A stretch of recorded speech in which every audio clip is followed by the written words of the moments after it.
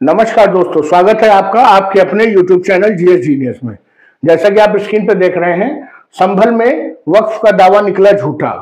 अर्थात हाल ही में जो संभल में डेवलपमेंट हुआ है, उत्तर प्रदेश का संभल एक जिला है जहां पे शाही जामा मस्जिद जो है वहां की, उसको लेकर के विवाद खड़ा हुआ था। उसमें हिंदू पक्ष के कुछ लोगों ने कोर्ट में अर्जी डाली थी कि ये प्राचीन शिवहरि मंदिर जो है उसको तोड़ करके बनाया गया है, तो हमको इसका जो है पूरा वो डिटेल चाहिए। कोर्ट ने सर्वे का आदेश दिया था।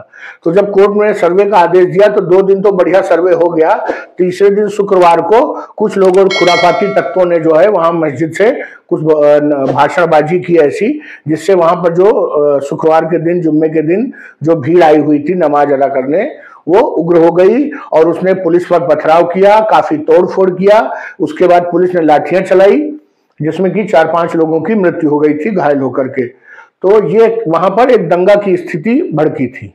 उसके बाद पुलिस प्रशासन ने ये निर्णय लिया कि चूंकि अब इसमें सर्वे हो गया है और उसमें ये प्रमाण साबित हो गए हैं कि जो है यहाँ पर हिंदू मंदिर पहले वास्तव में था, तो इसके बाद अब ये उम्मीद है कि अक्सर ये जो है जब जब इसका केस चलेगा तो यहाँ पर माहौल खराब हो सकता है। तो उस पर नियंत्रण करने के लिए प्रशासन ने पुलिस चौकी एक बनाने का निर्णय लिया जामा मस्जिद के सामने। तो जैसे पुलिस चौकी बनने लगी तो जो लोग अब तक वहां पर ठेकेदारी करते थे और नेतागिरी करते थे, उनको लगा कि हमारा मौका तो हाथ से निकला जा रहा है। तो उन्होंने पता नहीं कहां से एक दावा छोड़ा कि ये जिस जमीन पे सत्यव्रत पुलिस चौकी का निर्माण हो रहा है वो जमीन वक्फ की है।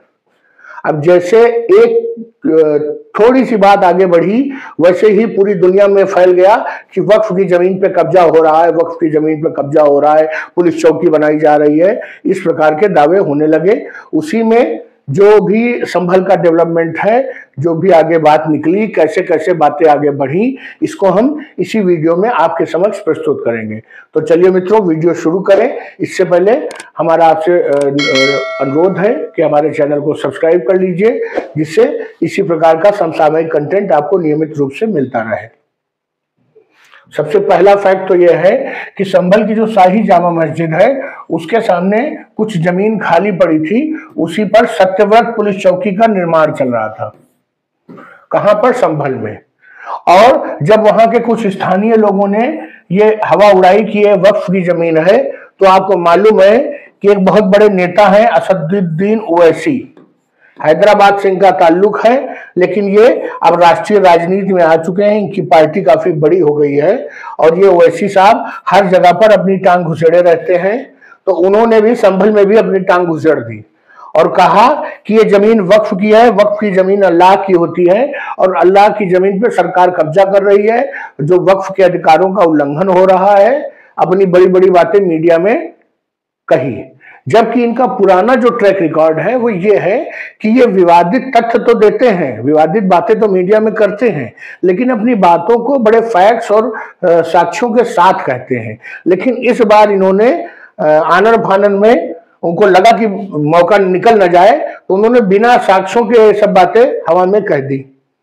अब इसके बाद जो डीएम और एसपी थे, उनको लगा कि ये तो मामला कुछ ज्यादा गंभीर होता जा रहा है, तो उन्होंने एक प्रेस कॉन्फ्रेंस में की संयुक्त रूप से डीएम और एसपी ने। उन्होंने कहा कि अब जो है इसकी हम पूरी जांच करेंगे। तो जांच करने के लिए क्या कहा कि जब उन्होंने जांच शुरू की तो जो वक्फ के जो कागज थे वो तो उनको पास आ गए, लेकिन अभी तक कोई आदमी नहीं आया जिसने ये कहा हो कि ये कौन था, किसने जमीन वक्फ को दी, और वक्फ के पास भी है तो वक्फ बोर्ड सामने आवे और दावा करे कि ये वक्फ मेरी जमीन है। तो ऐसा कोई प्रभावी दावेदार जो सामने नहीं आया। कब्जेदार तो बहुत सामने आए उसमें, और जो कागज प्रस्तुत किया गया था वक्फ के नाम पे वो एक अनरजिस्टर्ड डॉक्यूमेंट है। अर्थात अगर कोई किसी को कोई जमीन दान देता है या उसके नाम बैनामा करता है, तो आपको मालूम है कि तहसील जाकर के उसकी रजिस्ट्री होती है। रजिस्ट्री करने वाला और रजिस्ट्री करवाने वाला दोनों कोर्ट में जाकर के साइन करते हैं, अपनी फोटो खिंचवाते हैं, ये सब वहां पर प्रोसीजर होता है।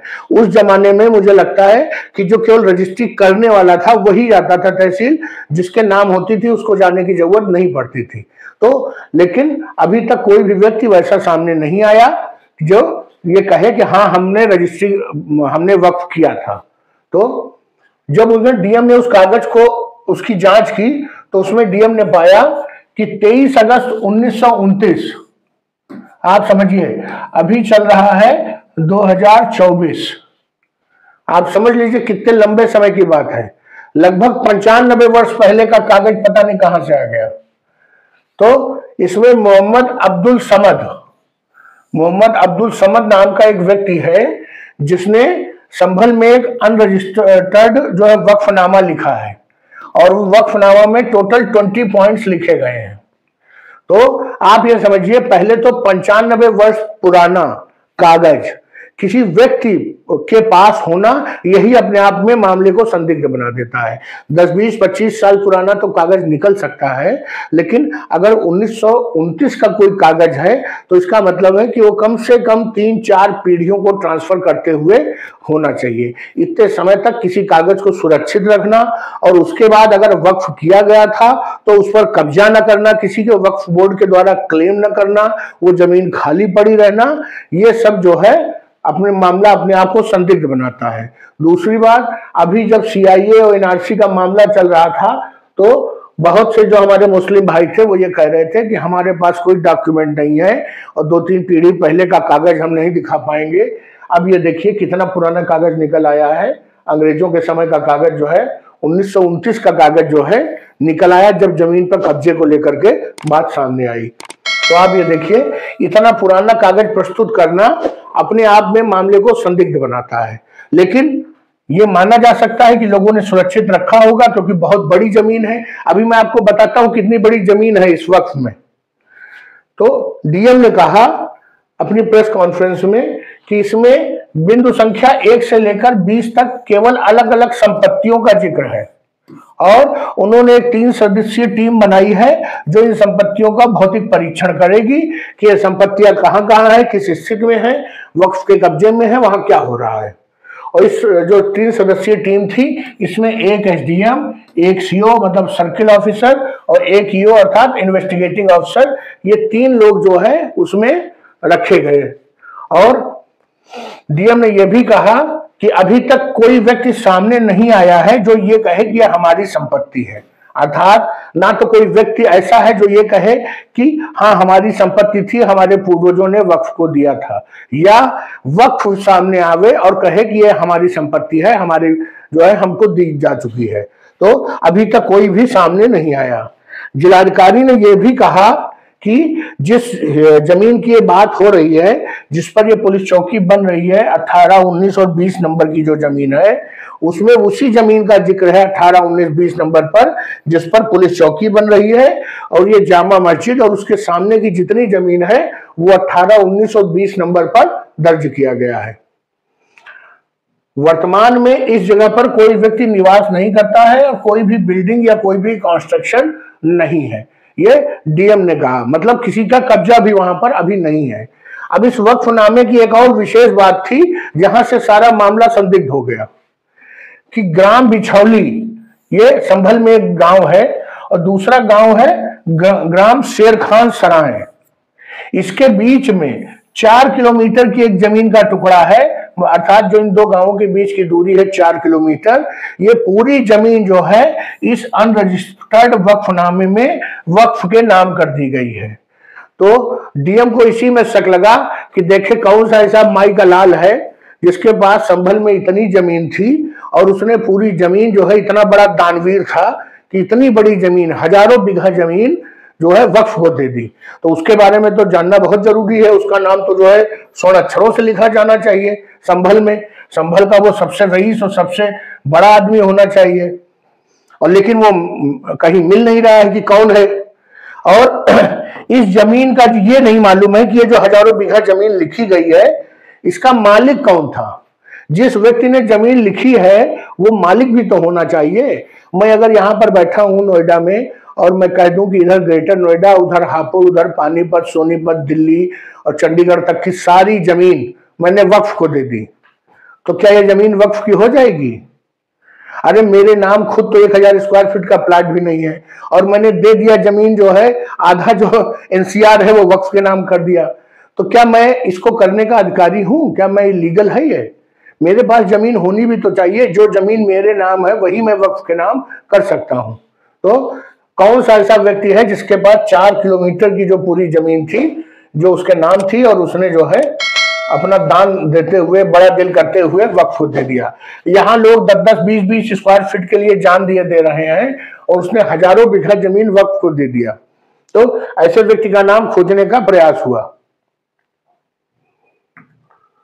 इस भूमि पर जो ये 4 किलोमीटर की जमीन है, ना तो यहाँ कोई मकान बना है, ना यहाँ पर कोई जो अब्दुल समद नाम का व्यक्ति है जिसने वक्फ में उल्लेख है कि अब्दुल समद ने जो है ये जमीन वक्फ को दी है, इस नाम का कोई व्यक्ति या उनके जो वंशज हैं कोई भी यहाँ पर नहीं मिला और कोई भी सामने नहीं आया। जो हजारों बीघा जमीन है वो वक्फ के नाम बैनामा कर दिया है एक अनरजिस्टर्ड कागज के माध्यम से। दूसरी बात, ये जो 50 रुपए का जो अनरजिस्टर्ड स्टैंप है, इसमें मोहम्मद अब्दुल समद की जो जमीन है कि उनके नाम कितनी जमीन थी इसका भी कोई उल्लेख नहीं है कि उनके पास 5000 बीघा जमीन थी जिसमें से 1000 बीघा जमीन उन्होंने वक्फ को दे दिया, या जो 1000 बीघा जमीन थी वो उनकी टोटल संपत्ति थी। इन सब का कोई उल्लेख नहीं है। केवल इतना लिखा है कि पॉइंट नंबर 1 पर यह जमीन, पॉइंट नंबर 2 पे यह जमीन, पॉइंट नंबर 3 पे यह जमीन और 20 जमीनों का ब्यौरा है और उन्होंने कहा यह सब मैंने वक्फ को दे दिया। तो अब्दुल समद की जो संपत्ति है उसका भी इसमें कोई रिकॉर्ड नहीं है, क्योंकि कोई भी लेटर लिखा जाता है तो उसका एक मजमून होता है, कुछ उसको ड्राफ्ट करने का एक तरीका होता है। जैसे कि आप जब कभी अगर आपने कोई रजिस्टर्ड डॉक्यूमेंट किसी प्लाट मकान दुकान का देखा होगा तो उसमें जो पिछले 2-3 ओनर होते हैं तो उन्होंने कब कब किसके नाम ट्रांसफर की, कब कब वो तहसील के किस किस पन्ने पर, किस किस फाइल में, किस किस बुक नंबर पर दर्ज है, ये सब उल्लेख होता है। और जो लेटेस्ट जो दर्ज किया जाएगा उसका भी उल्लेख किया जाता है। तो ये सब तरीका होता है उसको लिखने का और समझने का। उन्होंने क्या लिखा है वक्फ में कि मैं अपनी ये सारी संपत्तियां मदरसों के निर्माण के लिए दे रहा हूं। तो पहली बात तो यही संदिग्ध हो जाता है कि मदरसे के निर्माण के लिए कोई हजारों बीघा संपत्ति कैसे देगा, और अगर वो मदरसे का निर्माण के लिए दिया था तो वक्फ को जब दिया था मदरसे के निर्माण के लिए तो मदरसे का निर्माण भी होना चाहिए। इसका कोई उल्लेख नहीं है कि मदरसे का निर्माण कहां पर होगा इस पूरे हजारों बीघा जमीन में। इसी वक्फनामे में जो नगर पालिका के आसपास की जितने भी सरकारी संस्थान हैं, जितने भी गवर्नमेंट ऑफिसेस हैं, जिसमें तहसील है, थाना है, पुलिस चौकी है, वहां का प्राचीन कल की मंदिर है और स्वयं जो ये विवादित जो शाही जामा मस्जिद है, ये भी उसी वक्फ में जो है कवर कर लिया गया है और कहा गया है कि ये सब उसी जो बैनामा है उसी के जो है बाउंड्री के अंदर सब आता है।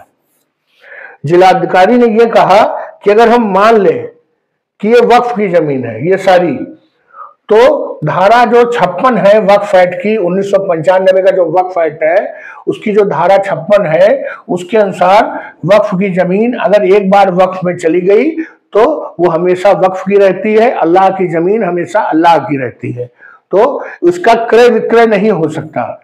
लेकिन लोग लगातार इन जमीनों का क्रय विक्रय कर रहे हैं, मौखिक रूप से कर रहे हैं, एग्रीमेंट कर रहे हैं। हाँ, सरकारी रिकॉर्ड में इन जमीनों का कोई भी जो है रजिस्ट्री नहीं हुई है। क्यों? क्योंकि वास्तव में कोई मालिक ही नहीं है तो रजिस्ट्री कैसे करेगा। लेकिन वक्फ के नाम पे कुछ भूमाफिया उस जमीनों को बेच और खरीद रहे हैं। जो ये कमेटी बनी थी सीओ, एसडीएम और ईओ की, इन्होंने जब पूरी जांच की तो पाया कि ये जो दस्तावेज है ये फर्जी प्रतीत हो रहा है। और ये अब जो है बारी आई कार्यवाही की, तो एक व्यक्ति जो है मोहम्मद खालिद, ये व्यक्ति सामने आया, मोहम्मद खालिद। उसको लगा कि अब जब डीएम और ये सब एसपी इतना मामला बढ़ गया है और अगर इसे ओवैसी ने इसमें बयान न दिया होता तो ये मोहम्मद खालिद सामने कभी ना आते। तो मोहम्मद खालिद ने ये कहा कि जो उनके ये अब्दुल समद थे ये इनके पूर्वज थे। उनका कहना है कि जो मोहम्मद खालिद है वो अब्दुल समद के दूर दराज के नाती लगते हैं। तो चूंकि उनके पूर्वज इस जमीन की देख रेख करते थे, उनके कब्जे में थी, तो बाद में इन्होंने भी उस पर कब्जा अपना बरकरार रखा। लेकिन इनको ये नहीं मालूम था कि ये इनके जो नाना थे तथाकथित, उनकी जमीन थी कि वो केवल कब्जा कर रखे थे, ये उनको नहीं मालूम है। उन्होंने कहा कि अगर ये सरकारी जमीन है तो वो इस पर कोई दावा अपना नहीं करते हैं वो केवल कब्जा किए हुए थे, केवल देख रेख कर रहे थे। ये सब चीजें उनके जो नाना थे वो 50 रुपए के स्टैम्प पेपर पर लिख के दे गए थे कि वक्फ के पास थी ये जमीन, हमने वक्फ को दी है। और उनके नाती मोहम्मद खालिद ने 100 रुपए के स्टैम्प पेपर पे ये सारी जमीन जो है ये वापस सरकार को सौंप दी। और उन्होंने कहा कि अगर ये जमीन सरकारी है तो उनका इस पर कोई दावा नहीं है। ये मोहम्मद खालिद व्यक्ति गलत नहीं है, इसको अगर मालूम नहीं है कि जमीन किसकी है, पीढ़ी दर पीढ़ी कब्जा चला आ रहा है, तो स्वाभाविक है कि इसके मन में भी कभी जानने का प्रयास नहीं, उत्सुकता नहीं हुई होगी कि ये जमीन कैसे इतनी बड़ी आई, कैसे आई। तो लेकिन उसने स्वेच्छा से ये 100 रुपए के स्टैम्प पेपर पे ईमानदारी से जमीन सरकार को वापस कर दी और सारा विवाद समाप्त हो गया। तो जो भी राष्ट्रीय स्तर पर ये बात सामने आई थी कि ये जो पुलिस चौकी बन रही है ये वक्फ की जमीन पे बन रही है, ये पूरा दावा फर्जी निकला और वक्फ का जो बुलबुला बहुत तेजी से उठा था वो बुलबुला फूट गया। तो चलिए मित्रों, संभल में जो वक्फ वाला डेवलपमेंट था वो उसका पर्दा जो है अब गिर चुका है, कहानी खत्म हो चुकी है। तो मैंने सोचा कहानी खत्म होने के पहले आपके लिए मैं इस वीडियो को ले आऊं। तो चलिए मित्रों, वीडियो सही लगा हो, पूरा डिटेल मैंने आपको अगर बताया हो शुरू से लेकर अंत तक, तो वीडियो को लाइक करिए, चैनल को सब्सक्राइब करिए। धन्यवाद।